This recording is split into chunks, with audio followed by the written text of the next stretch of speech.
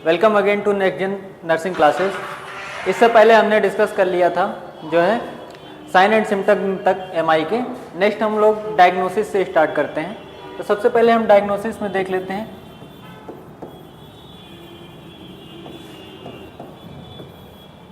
MI की condition को पता करने के लिए हम कौन कौन सी डायग्नोसिस कराते हैं इसके बारे में हम डिस्कस कर लेते हैं। तो सबसे पहले हम लोग बात करते हैं कार्डियक मार्कर की। सबसे पहले जो हम लोग डायग्नोसिस के लिए यूज करते हैं वो है कार्डियक मार्कर्स। तो कार्डियक मार्कर्स बेसिकली हम 4 प्रकार के इसमें देखेंगे।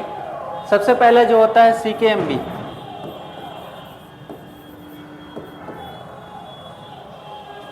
ये जो CKMB होता है, जब कभी भी मायोकार्डियम लेयर में कोई इंजरी होती है तो इसके बाद CKMB नाम का जो केमिकल और रिलीज होना शुरू होता है। कब होता है? जब मायोकार्डियम लेयर में इंजरी होती है तो इंजरी का जो इंडिकेटर माना जाता है CKMB। ये इंजरी के कुछ ही घंटे में क्या होता है? स्टार्ट हो जाता है, विद इन आवर्स। कुछ ही घंटे में स्टार्ट हो जाता है और इसका जो पीक पॉइंट हमें कब देखने को मिलता है? इसका पीक पॉइंट हमें 18 आवर्स के आसपास जो है, हमें 18 घंटों में इसका पीक पॉइंट हमें देखने को मिलता है। नेक्स्ट हम लोग बात कर लेते हैं ट्रोपोनिन की। तो ट्रोपोनिन बेसिकली 3 प्रकार के होते हैं, लेकिन मायोकार्डियल इन्फेक्शन में हमें ट्रोपोनिन आई देखना होता है। तो ट्रोपोनिन आई जो होता है ये रिलीज होना कब शुरू होता है? 2 घंटे में रिलीज होना शुरू होता है, 2 घंटे से। और इसका जो एलिवेटेड पॉइंट हमें देखने को मिलता है वो 2 से 3 दिन में, पीक पॉइंट, जिसको हम लोग पीक पॉइंट बोलते हैं। देन इसके बाद नेक्स्ट इसका 7 से 10 दिन तक हम देखते हैं ये रिमेन्स एलिवेटेड रहता है, मतलब इसका लेवल हमें 7 से 10 दिन तक क्या होता है? बढ़ा हुआ देखने को हमें मिलता है। तीसरे कार्डियक मार्कर की हम बात कर लेते हैं, तो होता है लैक्टेट डिहाइड्रोजिनेज।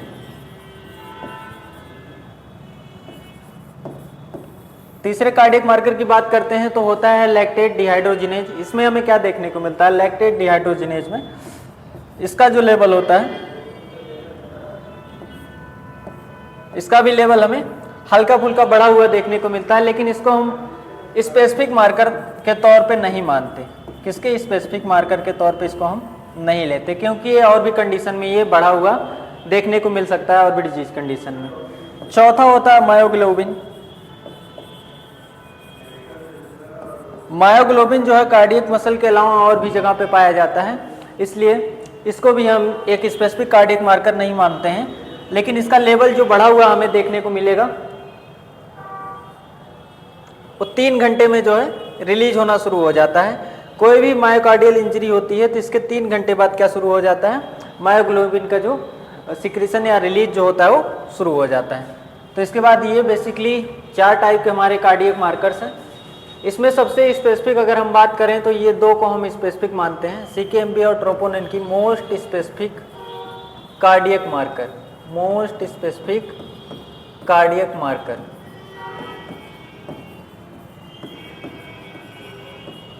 इसके बाद हम लोग बात कर लेते हैं कुछ और भी टेस्ट हम कराते हैं पता करने के लिए। तो टेस्ट कराने के लिए हम और कौन सा करा सकते हैं? Coronary angiography.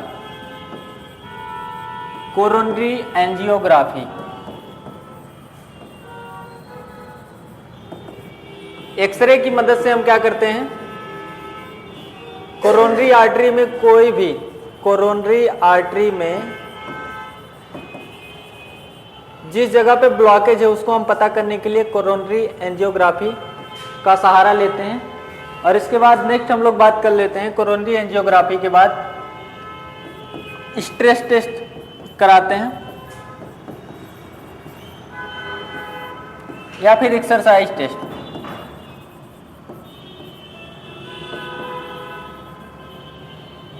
या इसको हम ट्रेडमिल टेस्ट भी बोलते हैं, ट्रेडमिल टेस्ट। इस पे क्या करते हैं हम, पेशेंट को एक कन्वेयर बेल्ट पे क्या करते हैं, रन कराते हैं या फिर वॉक कराते हैं, रन कराते हैं या वॉक कराते हैं। इसके बाद क्या करते हैं, पेशेंट की heart beat, blood pressure, saturation level, ये सारी चीजें हम क्या करते हैं, इस टेस्ट के मदद से ये तीनों चीजों को हम क्या करते हैं, चेक कर लेते हैं, जिससे हमें एक आइडिया लग जाता है पेशेंट को एमआई की कंडीशन जो है डेवलप हो रही है या नहीं हो रही है। देन इसके बाद हम लोग बात कर लेते हैं ईसीजी चेंजेस। ईसीजी में भी हमें चेंजेस देखने को कुछ मिलते हैं। तो ईसीजी चेंजेस में हमें सबसे पहले कौन सा चेंज देखने को मिलेगा, एसटी एलिवेशन। कौन सा चेंज, एसटी सेगमेंट में जो हमें एसटी सेगमेंट में हमें एलिवेशन देखने को मिलेगा। क्या देखने को मिलेगा, एसटी सेगमेंट में एलिवेशन देखने को मिलेगा। नेक्स्ट टी वेव इन्वर्जन देखने को मिलेगा, टी वेव इन्वर्जन देखने को मिलेगा। साथ ही साथ क्यू वेव एबनॉर्मल हमें देखने को मिलेगा। ये ईसीजी फाइंडिंग में अगर ये तीनों चीजें दिख रही हैं तो इसका मतलब एमआई की कंडीशन पेशेंट को है। और इसके बाद हम लोग बात कर लेते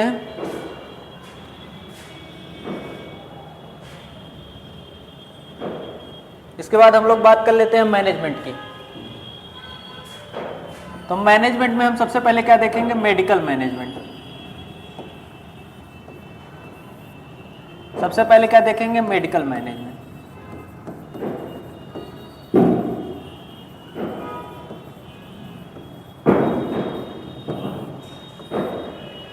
मेडिकल मैनेजमेंट की बात करें तो याद रखने वाली बात है, पेशेंट को हम सबसे पहले क्या देंगे, मॉर्फिन। मॉर्फिन क्यों देंगे, क्योंकि पेशेंट को आराम नहीं हो रहा है, चेस्ट पेन में नाइट्रोग्लिसरीन से आराम नहीं हो रहा है, तो उस कंडीशन में हम पेशेंट को मॉर्फिन देंगे। दूसरा, ऑक्सीजन की डिमांड जो है बढ़ी हुई देखने को मिल रही, क्योंकि ऑक्सीजन की सप्लाई कम है, तो ऑक्सीजन का हम क्या करेंगे, एडमिनिस्ट्रेशन करेंगे। क्या करेंगे, ऑक्सीजन का एडमिनिस्ट्रेशन। इसमें ध्यान रखने वाली बात क्या है, जो फ्लो रेट होगा 2 लीटर पर मिनट के हिसाब से होगा। किसके थ्रू होगा, नेजल कैनुला के थ्रू। किसके थ्रू, नेजल कैनुला के थ्रू।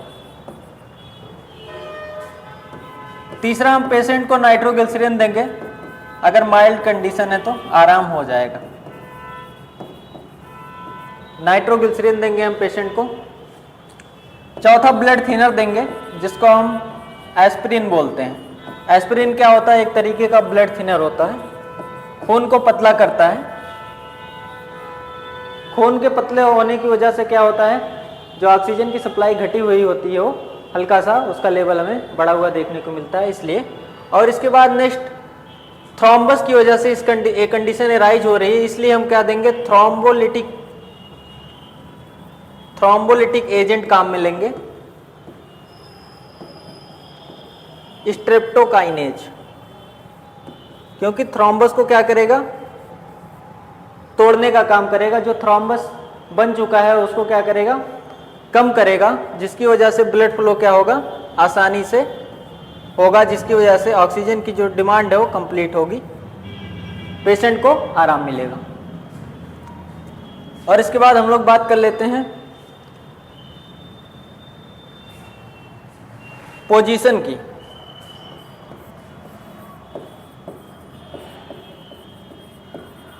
पोजीशन कौन सी देंगे पेशेंट को, सेमी फॉलर पोजीशन देंगे, क्योंकि पेशेंट को सांस लेने में दिक्कत हो रही है, डिफिकल्टी इन ब्रीथिंग हो रही है, तो पेशेंट को कौन सी पोजीशन देंगे, सेमी फॉलर। तो जिससे जो है सांस लेने की जो समस्या है कुछ हद तक कम हो जाएगी। इसके बाद हम लोग बात कर लेते हैं सर्जिकल मैनेजमेंट की।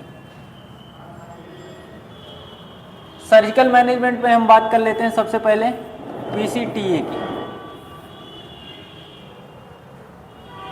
पीसीटीए क्या होता है, परक्यूटेनियस ट्रांसल्यूमिनल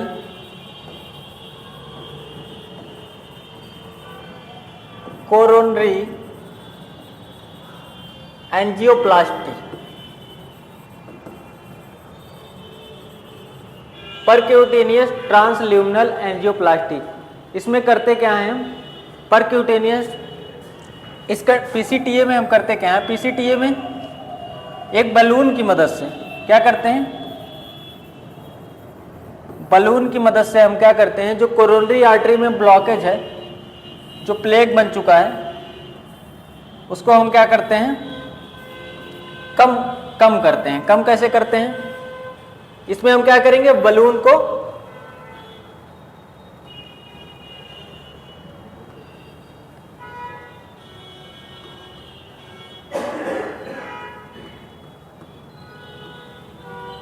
इस प्रोसीजर के दौरान क्या करेंगे, हम आर्टरी के अंदर एक डिफ्लेटेड बलून डालेंगे। क्या डालेंगे, डिफ्लेटेड बलून। डिफ्लेटेड बलून का मतलब क्या है, जो बलून है वो फुला हुआ नहीं होगा। और इसके बाद इसमें क्या करेंगे, इस कंडीशन में हम उसी बलून को क्या करेंगे, फुला देंगे। उसी बलून को हम क्या करेंगे, इन्फ्लेट कर देंगे। क्या कर देंगे, इन्फ्लेट कर देंगे, जिससे ये जो नैरो है, ये जो नैरो वाली कंडीशन है वो क्या हो जाएगा, दब के हल्का सा स्पेस बन जाएगा, जिससे क्या होगा, ब्लड फ्लो आसानी से, ब्लड फ्लो क्या हो जाएगा, इंक्रीज हुआ देखने को हमें मिलेगा। अब इसमें ध्यान रखने वाली क्या बात है, सबसे पहले हम क्या करते हैं, इसमें किस आर्टरी का को यूज में लेते हैं, तो आर्टरी जो यूज में लेते हैं, right femoral artery. Right femoral artery के थ्रू क्या करते हैं, हार्ट तक ले जाते हैं इसको, जहाँ पे ब्लॉकेज होता है कोरोनरी आर्टरी तक। इसके बाद वहाँ पे हम इस बलूनिंग प्रोसीजर की मदद से क्या करते हैं, ये जो नैरो होता है कोरोनरी आर्टरी में, जो नैरोइंग हुई है, इसको हम कम कर देते हैं। इसमें दो चीज़ें और ध्यान देने वाली हैं। सबसे पहले हम लोग इसमें देखेंगे कि प्रेशर कितना रखते हैं, 9 to 15 एटमॉस्फेरिक प्रेशर। इसको इन्फ्लेशन और डिफ्लेशन, इन्फ्लेशन और डिफ्लेशन के टाइम हमें ध्यान रखना है। इन्फ्लेशन डिफ्लेशन मतलब जो गुब्बारा है उसको पिचकाना और फुलाना। इस चीज़ को जब हम करते हैं तो प्रेशर कितना रहना चाहिए, 9 से 15। मैं कहने का मतलब पीसीटीए प्रोसीजर जो होता है कोरोनरी आर्टरी में जो नैरोइंग हुई है उसको कम करने के लिए होता है, with the help of balloon. Balloon की मदद से उसको हम कम करते हैं। और इसके बाद हम लोग बात कर लेते हैं पीसीटीए के बाद सेकेंड सर्जरी की। तो सेकेंड मोस्ट कॉमन सर्जरी होती है, इसको हम लोग बोलते हैं सीएबीजी।